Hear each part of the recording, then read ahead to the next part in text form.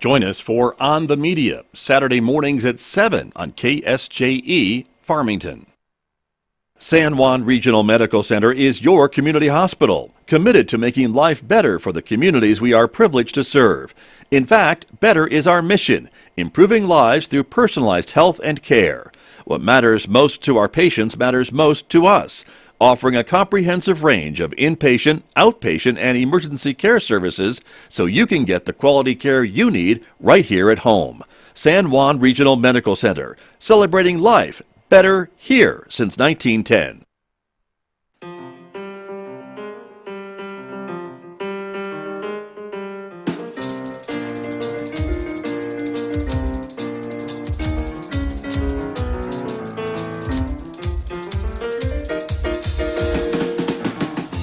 "17 minutes past 8 o'clock. It is Wednesday morning, the 26th day of October, 2022. Good morning, everyone. I'm Scott Michlin. Thanks for tuning in to KSJE 90.9 FM over the air here in San Juan County. In Durango, Colorado, you can always tune us in, of course, at 103.3 FM. And if you're anywhere else on the planet, just go to our website and listen at ksje.com. We also welcome our viewers who are watching the visual radio program this morning. The video is streaming out live to the KSJE Facebook page, our YouTube channel, and our Twitter account. So welcome aboard, everyone. We're glad that you're with us this morning. Coming up, my guest today from Farmington Municipal Schools. We'll be getting an update from some of the programs going on with Farmington Schools these days, including some of the multicultural programs being offered to students from Farmington Schools. So that's coming up in the next few moments here on KSJE. Later on this hour, we'll be checking in, of course, with Ron Price about another lesson about life in the sandbox. We hope you'll stay tuned for that, coming up at 8:50 a.m. this morning. Next hour, of course, Mick Hess will be here roving with the arts. Mick is featuring more music this morning from Igor Stravinsky. You'll hear some of that coming up today after the news at 9:06 on KSJE.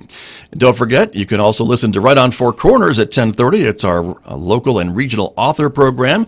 Tracy Hales is speaking with local regional author James C. Wilson this morning about the Fernando Lopez Santa Fe Mystery Series of books that he has written. So join us for that at 10:30 on KSJE.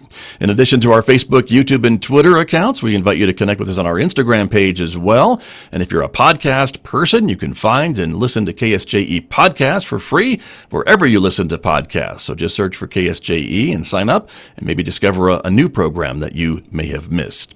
Outside our studios here at San Juan College, it's a mostly cloudy morning so far. Beautiful sunrise, though, earlier today. Today's high right now, actually, the current temperature, 39 degrees. The high today is forecast to be near 60, with more sunshine in the forecast for today.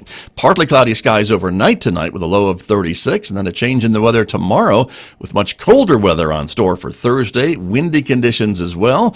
Those winds will make it feel even colder than the forecasted high of 49 degrees tomorrow. Overnight low of 26 Thursday night, then back up to 54 with sunshine on Friday.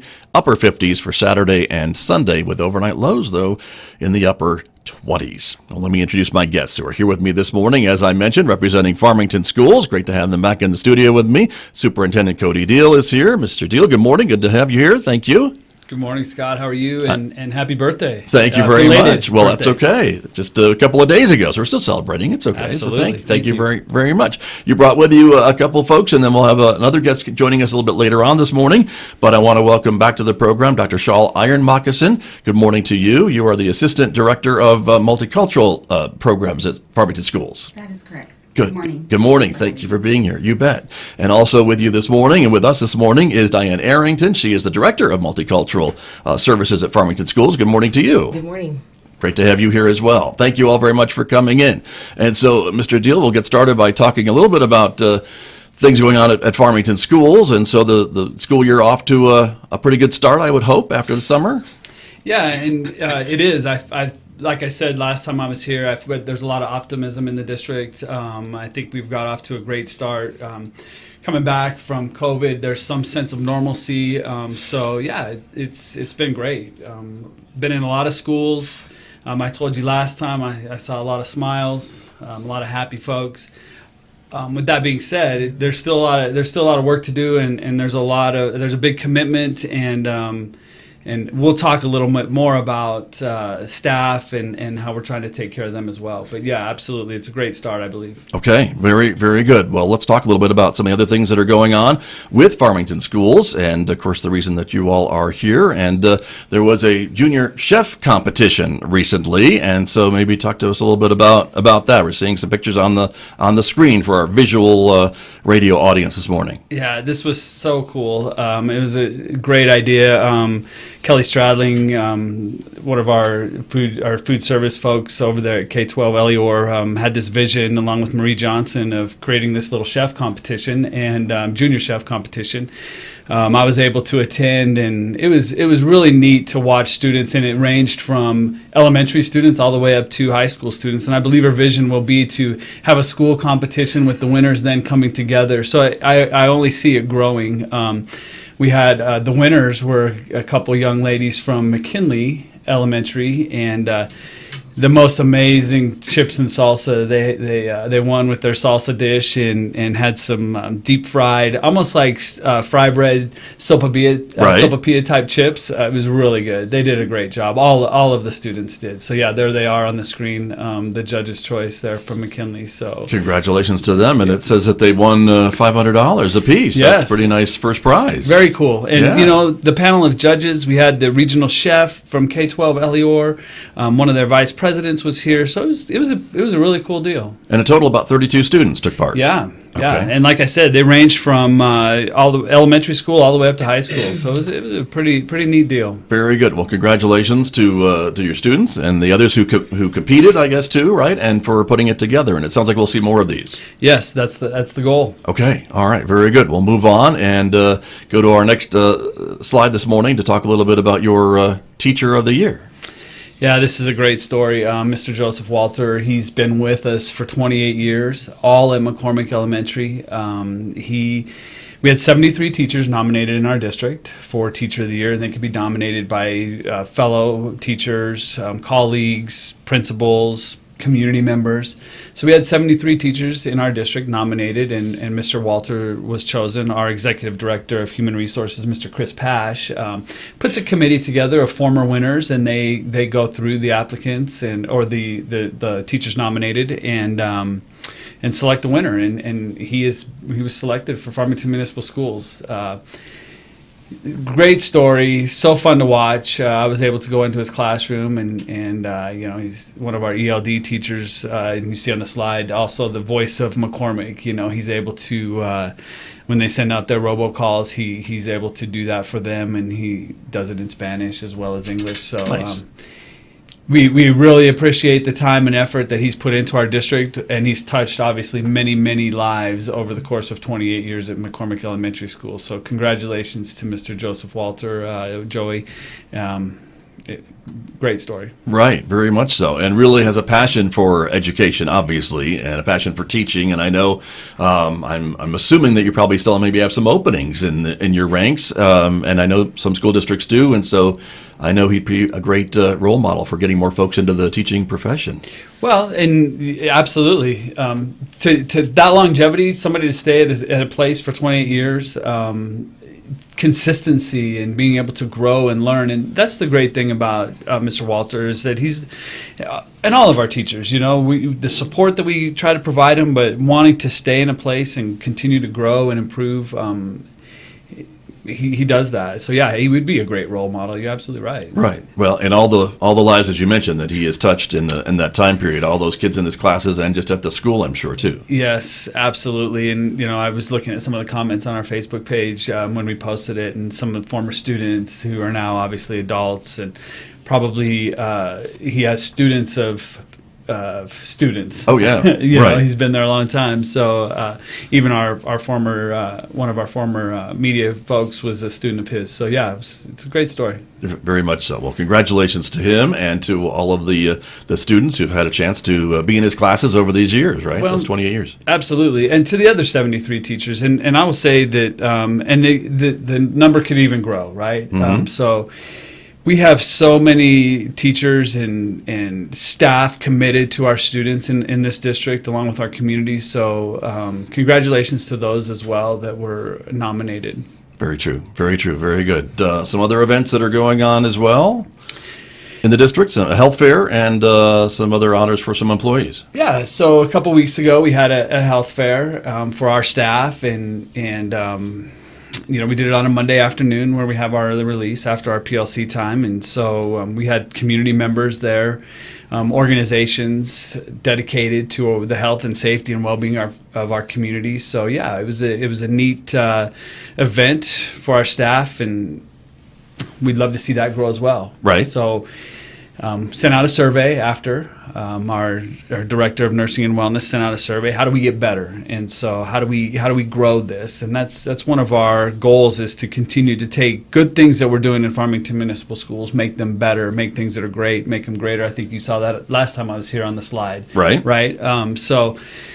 Continuing to get that feedback and collaborating with our community and helping our staff. Very good. So, and some good event. recognition for some of your employees too, it looks like, right? So Employees of the month. this is a neat thing that Mr. Pash has done for years, and my administrative assistant Michelle Blades goes out into the community and finds local businesses to support these teachers who are nominated for Employees of the Month. And it's not just teachers, it's staff. It's Mr. Pash does a great job of involving everybody from all departments, transportation, our custodial services, grounds, maintenance. Every school is represented in this Employee of the Month that he does. So Michelle has gone out to our local businesses, and we pull out names, and she's getting to the point where probably everybody nominated is going to get a prize soon. Wow. And we nice. thank our community for, and you see the sponsors there on the slide, but we thank our community for supporting us and supporting this. And it's just a way to say thanks to people who are working hard and standing out. Right. So. Right. Very good. Nice to see that, right? And Yeah. I'm sure folks appreciate that recognition too. Absolutely. When it is done. Well, that brings us to the bilingual education part of our program this morning, and Diane Arrington, who is here, and Dr. Ian Moccasin, who is also here to talk a little bit about that. And so maybe just explain to our listeners a bit more about this program that is provided by Farmington Schools. We are really fortunate to live in a state that supports bilingual education and really wants to advance bilingual education, and we really value bilingual education in this district. I just can't say enough positive things about how important these programs are to us. So we, in 5 elementaries, we have Diné language classes and Spanish bilingual classes. At all secondary schools, we have Diné language classes and Spanish bilingual classes. And these classes give students who already have a background in these languages opportunities to keep those languages proficient, and opportunities to keep those languages at a high level of literacy, as well as speaking and listening. So it's just such a wonderful opportunity for students to keep their languages strong and growing. Very, very good. And so what that helps with, I guess, is to help their original language and then the language that they're also learning and understanding. Is that correct? Correct. And there's a lot of studies that show that when students are able to keep their home language strong and then have English as a strong language, that it just really increases academic ability, it increases their ability to participate in several communities, not just one community. And right. It's just a real advantage in our world. Very good. And Dr. Iron Moccasin, again, I know on the screen we're seeing that there are 23 languages served at Farmington Municipal Schools. Yes, that is correct. We have students from really a variety of places around the world. So there are a lot of languages that are represented in our district, other than Spanish and Navajo, of course. Right. So those are I imagine, predominantly the majority that you see. That is or correct. hear, as the case may be. But I think most folks might be surprised to learn that there's such a variety of different languages in our, I think some would think, rural community that is being served by this program at Farmington Schools. Absolutely, because we are in on 30 minutes outside of the Navajo Reservation, and you would think, why Farmington? But there are a lot of good reasons why students come to our district, and we try to make them feel as comfortable and welcome as possible.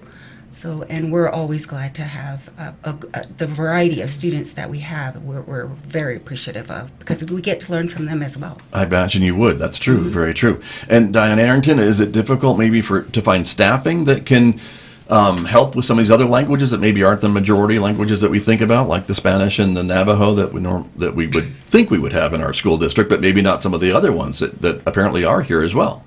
We are really fortunate in our district that we have an English language development specialist at every single school except for one, and we are working on getting one at that site.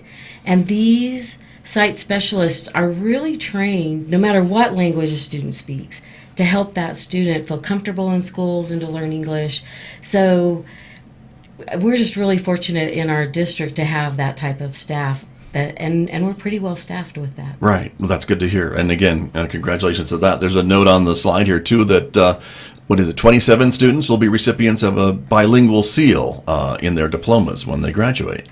So this is a really cool thing that we do in our district. And I just, again, have to say we're so fortunate to be in a state that is really a leader in the nation in the bilingual seal. And since 2015, in the state, over 4,000 students have received the bilingual seal on their diplomas. And Farmington Schools, we're right up there in having a really nice number of students that we have 141 since 2015 that have received the seal. So these ones that just barely received theirs, these are the students that graduated in May. So we had 27 of those students graduate with the seal on their diploma, and that's like a reason to really celebrate. I would think so. Well, congratulations to them and to your staffs, of course, that are helping to make that happen. And I wanted to ask you, too, a bit about the bilingual education. I imagine for some of the students, of course, they may be speaking their native languages at home and then have to maybe kind of shift a little bit more when they come to school. And I would imagine that their parents are pleased that they are learning English, and the schools are supporting them and helping them with the transition between speaking their kind of native language at home and then learning this new language when they come to school with this program. I think that's a great comment. One of the really important things about bilingual education is that it's really a tool to participate in communities. And so when we say we offer bilingual education, it's really the school district's desire to say we want to be part of those communities and we want those communities to be part of our school district. So yes, there's a great home connection through those programs. Right. Very, very good. And Dr. Ironmuckson, I want to ask you about the Navajo language as well, because I know there's been a big push to preserve the native language, not just the Navajo language, but others too across the country. And that's got to be very important, I think, for members of our community as well. Absolutely, particularly true for students in our community. We are in an urban setting is what we're considered. So the students here are unfortunately hearing the Navajo language less or far and in between. Mm-hmm. So the bilingual program is very, very important. So they can continue to revitalize and relearn the language. Right. And certainly there was a time when it was maybe not promoted at school or to learn. And so there's some generational loss there, I would think, in that native language that I think some of the younger generation are trying to get back. Absolutely. So unfortunately, there was a time in the past where we were not allowed to use our language. And so now it's finally coming back, but the trauma that was came as a result of not being allowed to use our language is still filtering through. So right. It's important. We appreciate all our Navajo language teachers throughout the district. We are improving programs. We are creating proficiency scales for all the classes in our school buildings, and taking our teachers to providing professional development for them to really provide effective instruction so students can relearn their language. Right. Very, very good. There's some youth advisors, too, that we wanted to talk a little about as well. Can you give us a little bit of an insight into that program? Yes. So the youth advisors are at the secondary schools. They provide a very unique service in that they include culture and language in the services that they provide. They use the indigenous teachings. The core values that we use are foundational teachings in our upbringing as Navajo people. So they use the core values in every aspect. The workshops that they bring into the schools for students, the presenters have to address one or more of the 5 core values that we have. They visit with students. They keep records on attendance, on academics. Also, just making that connection with a student to, building rapport with students. So they play a very important role in the school. Very good. And these are middle and high school Yes. students, right? Correct. Who become advisors Absolutely. in this program. I would love to have more advisors at the elementary level. However, right now the funding provides the youth advisors at the secondary levels only. Gotcha. Well, very good. Sounds like a unique and innovative program in the Yes. schools. So that's wonderful. Very, very good. And then we've got some other topics to talk about with our other guests this morning. So I want to thank both of you for coming in, though, and representing the multicultural services at Farmington Schools. Thank you both very much. Thank you. Thank you for having us. You're very, very welcome. Mr. Deal, let me turn back to you for just a moment before we talk about music and some other programs at Farmington Schools. But with some of the things, again, this year, so different than last year, seeing kids on the athletic field and things along that line and being able to compete yet again in what seems to be kind of a normal sports season, another season as well.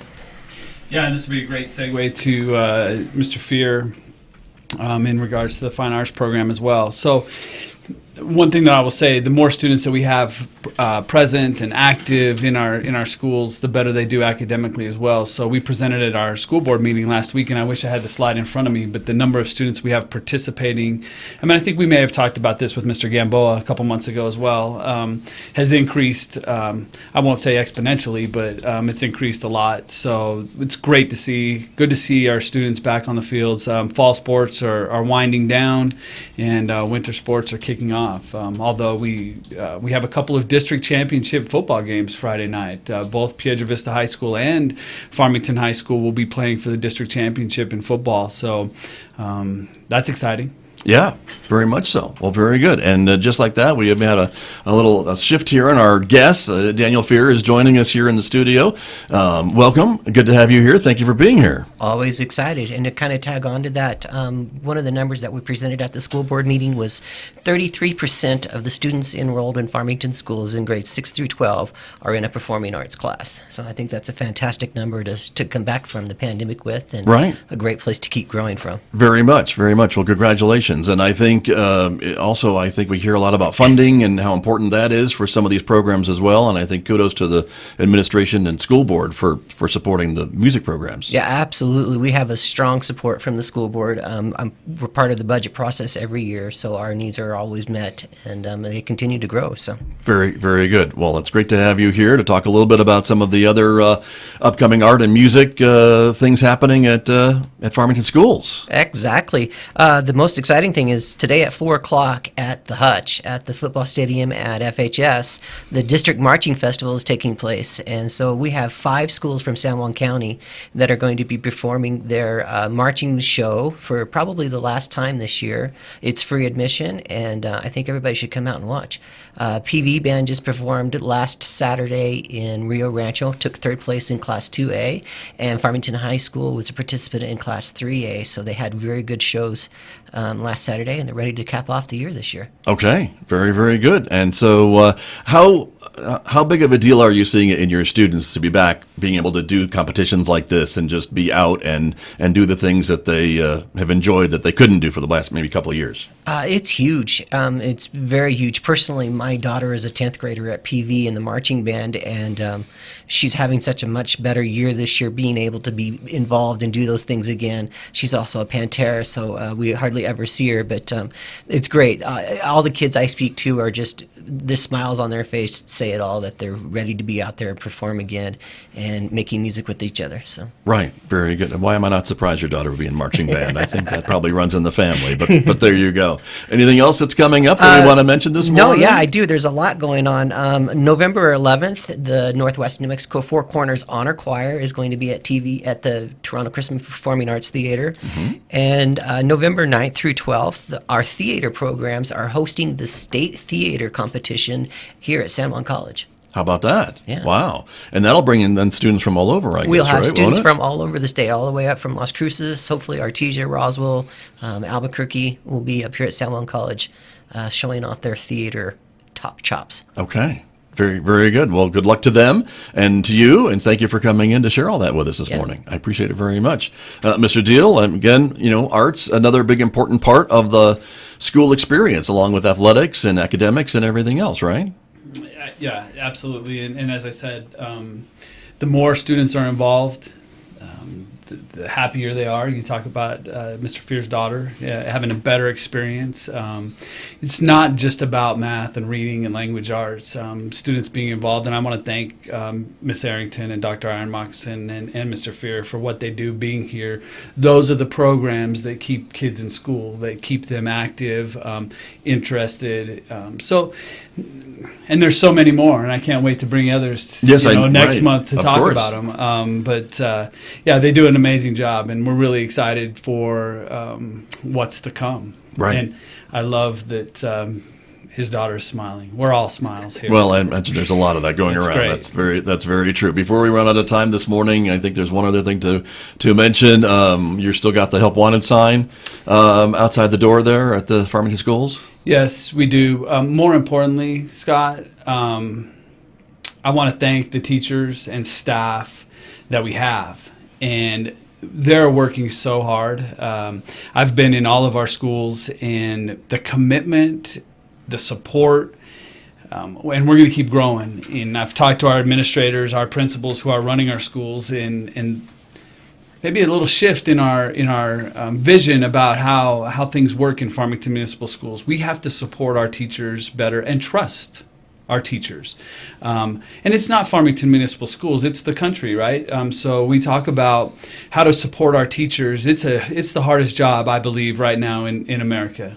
To be a school teacher, with coming back from the pandemic and the social and emotional learning that's taking place and what teachers now have to do. So thank you to the teachers and the staff that's committed to our students every day in this district, and our school board who backs that, and the cabinet level at the district office. So big changes to come, and we are excited about the direction we're going.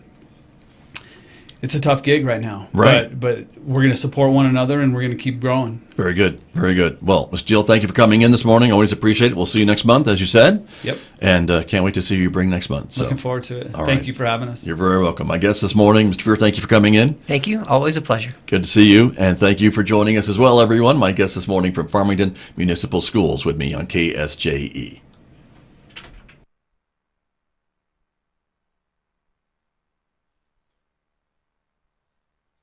KSJE and San Juan College present the Student Success Coaching Tip of the Week. Week 10, Memorize versus Understand. One of the studying tips for college that can make a massive difference in how you approach new information is knowing the difference between memorizing the material and understanding it. Memorizing information isn't actually learning the information, it's just helping you learn how to repeat it during a finite time. The Student Success Coaching Tip of the Week, presented by KSJE and the Student Achievement Center at San Juan College.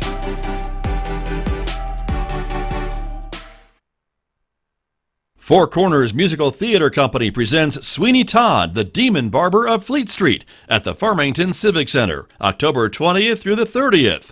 Halloween thrills and a haunting musical story that follows Sweeney Todd, a barber in historic London, bent on bloody revenge after being framed. Vengeance has never tasted so good.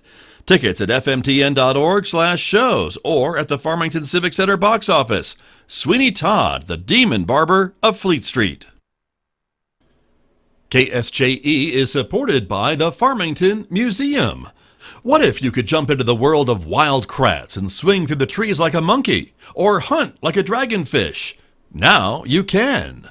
Wild Kratts, Creature Power, and Ocean Adventure Museum Exhibit, opening September 24th through January 7th at the Farmington Museum. Tickets at farmingtonmuseum.org.